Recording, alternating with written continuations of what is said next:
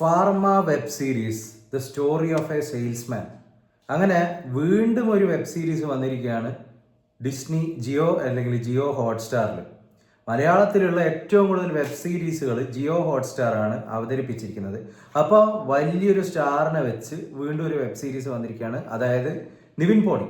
നമുക്കറിയാം നിവിൻ പോളി ഇപ്പം മലയാള സിനിമയിൽ ഏതാനും കുറച്ചധികം വർഷങ്ങളായിട്ട് വലിയ കാര്യമായിട്ടുള്ള രീതിയിലുള്ള ഒരു ഇമ്പാക്റ്റ് ഒന്നും ഉണ്ടാക്കാൻ പറ്റാതെ ഇരിക്കുന്ന ഒരു അവസ്ഥയിലാണുള്ളത്. അങ്ങനെ ഇരിക്കുകയാണ് പുള്ളി ഈ ഒരു ഫാർമയിൽ പോയിട്ട് അഭിനയിക്കുന്നത്. എത്രയോ അധികം കഥകൾ നമ്മൾ ഇതിനെക്കുറിച്ച് കേട്ടിട്ടുണ്ട്. ജിത്തു ജോസഫ് എല്ലാം ഒരു സിനിമ ചെയ്തിട്ടുണ്ട്. ആ സിനിമയുടെ പേര് ഞാൻ പെട്ടെന്ന് ഓർക്കുന്നില്ല. കാരണം ഇതിപ്പോൾ ഈ സീരീസ് 8 എപ്പിസോഡുള്ള ഈ സീരീസ് കണ്ടു കഴിഞ്ഞതിന് ശേഷം അപ്പം തന്നെ ഷൂട്ട് ചെയ്യുകയാണ്.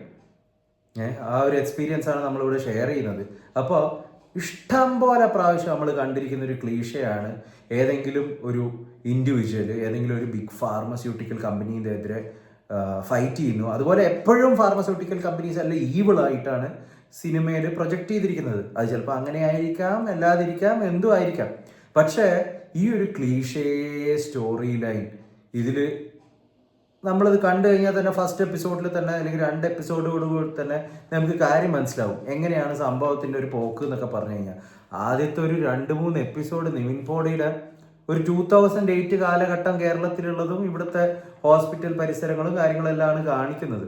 ഭയങ്കര സ്റ്റേജ്ഡ് ആയിട്ട് തോന്നുക എന്ന് പറഞ്ഞു കഴിഞ്ഞാൽ സ്റ്റേജ്ഡ് ആയിട്ട് എല്ലാ സിറ്റുവേഷൻസും സീൻസിലെല്ലാം കുറച്ച് കോമഡിയൊക്കെ അടിക്കുന്നുണ്ട്. പുള്ളി ഒരു ഹോസ്പിറ്റലിൽ ഒരു പ്രശ്നക്കാരനായ ഒരു ഡോക്ടറിനെ കാണാനൊക്കെ പോകുമ്പോൾ എന്തൊക്കെയാണ് കാണിച്ചു വെച്ചിരിക്കുന്നത്.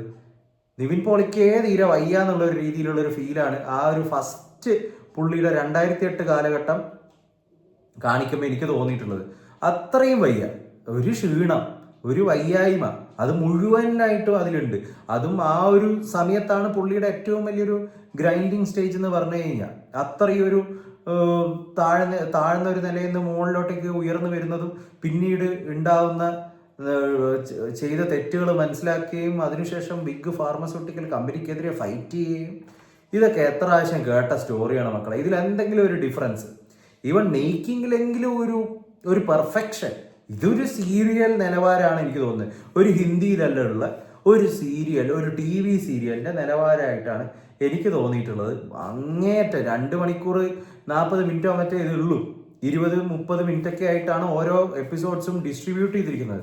അത് തന്നെ കണ്ടൊന്ന് തീർക്കാൻ പെട്ട പാടെന്ന് പറഞ്ഞു കഴിഞ്ഞാൽ അമ്മാതിരി രീതിയിൽ സഹിക്കാണ്ടാണ് സംഭവം കണ്ടു തീർത്തപ്പോൾ യാതൊരുവിധ ഇമ്പാക്റ്റും ഇല്ല. ഇതിങ്ങനെയൊക്കെ നടക്കാൻ പോകും, എന്തോ ഭയങ്കര കാര്യങ്ങളൊക്കെ നടത്തിയ ഒരു സിറ്റുവേഷനൊക്കെയാണ് ഉണ്ടാക്കി വെച്ചിരിക്കുന്നത്. പക്ഷെ ഒരു ഉന്തവും ഇല്ല, ഒരു ഇമ്പാക്റ്റും ഇല്ല, ഒരു ക്യാരക്ടേഴ്സുമായിട്ട് പ്രത്യേകിച്ച് ഫീലും കാര്യങ്ങളൊന്നും നമുക്കില്ല. അതുപോലെ തന്നെ ഓരോരോ സീനിൻ്റെ ഒക്കെ സമയത്ത് നിവിൻ പോളിയുടെ ഒരു എക്സ്പ്രഷനൊക്കെ കണ്ടു കഴിഞ്ഞാൽ, അതായത് വീട്ടിലോട്ടേക്ക് വരുന്ന ഒരു സീനുണ്ട്. അതിനുശേഷം നിവിൻ പോളിൻ്റെ എക്സ്പ്രഷനെല്ലാം കണ്ടു കഴിഞ്ഞാൽ നല്ല കോമഡിയാണ്. അത് കണ്ടു കഴിഞ്ഞാൽ എന്തോ മറ്റേ പഴത്തൊലി ചവിട്ടി വീണിട്ട് ഇങ്ങനെ നിന്ന് തിരിയുന്ന പോലെയുള്ളൊരു കൈൻഡ് ഓഫ് എക്സ്പ്രഷനായിട്ടാണ് എനിക്ക് തോന്നിയത്.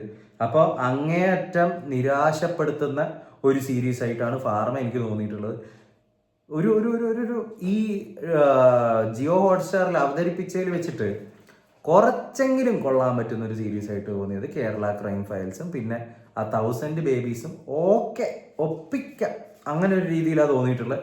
ഇതൊക്കെ എന്തിനോ വേണ്ടി ഓരോന്നോരോന്ന് ഇറക്കുന്നുണ്ട്, അത് ഒരു കാര്യമായിട്ടും തോന്നിയിട്ടില്ല. അതുപോലെ തന്നെ ഏഷ്യാനെറ്റിൻ്റെ കുറേ വേണ്ടപ്പെട്ട ടീംസിനെ നമുക്കിതിൽ കാണാം. അതുപോലെ തന്നെ തൊപ്പിയുടെ കൂടെ നടന്നിരുന്ന അച്ചായനൊക്കെ ഇതിൽ പിടിച്ച് നിവിൻ പോളിയുടെ സീനൊക്കെ ഷെയർ ചെയ്തിട്ടുണ്ട്.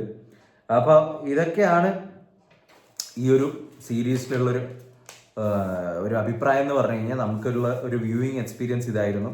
വളരെ നിരാശ തരുത്തുന്ന ബോറിംഗ് ആയ ഒരു സീരീസാണ്. അതുപോലെ തന്നെ നമ്മൾ ഇതുപോലുള്ള സീരീസുകൾ ഒരു സ്റ്റോറി കൊണ്ടുവരുമ്പോൾ അത് ഇൻഡെപ്തിൽ ഏത് തരത്തിൽ വേണമെങ്കിൽ എത്ര എപ്പിസോഡ്സ് വേണമെങ്കിൽ എടുത്ത് അവർക്ക് കൊണ്ടുപോകാൻ സാധിക്കും. അത് സോളിഡ് ആയിട്ടുള്ള ഒരു സ്ക്രിപ്റ്റും സംഭവങ്ങളും സബ്സ്റ്റൻസ് ഉണ്ടെങ്കിൽ ഡെഫിനറ്റ്ലി എത്രയോ സീസൺസും കൊണ്ടുപോകാൻ പറ്റും. ഇത് ഇവർക്ക് തന്നെ അറിയാം, ഇതിന് പ്രത്യേകിച്ച് വെയിറ്റേജ് ഒന്നും ഇല്ല, ഇത് വെച്ച് അധികം നീട്ടാനൊന്നും പറ്റൂല എന്നറിയുമ്പോൾ ഇവർ തന്നെ 8 എപ്പിസോഡായി ഒരു 2-2.5 മണിക്കൂറിൻ്റെ ഒരു സിനിമേൻ്റെ ഒരു ലെങ്ത്തിൽ വെച്ച് അടിച്ചു കൂട്ടി സംഭവം അങ്ങ് തരും. അപ്പോൾ അത്രക്കുള്ള കാര്യമൊന്നും ഇല്ലാതെ നമ്മളങ്ങ് ഊഹിച്ചാൽ മതി. ആ രീതിയിലാണ് എൻ്റെ ഒരു എക്സ്പീരിയൻസ് പറഞ്ഞാൽ.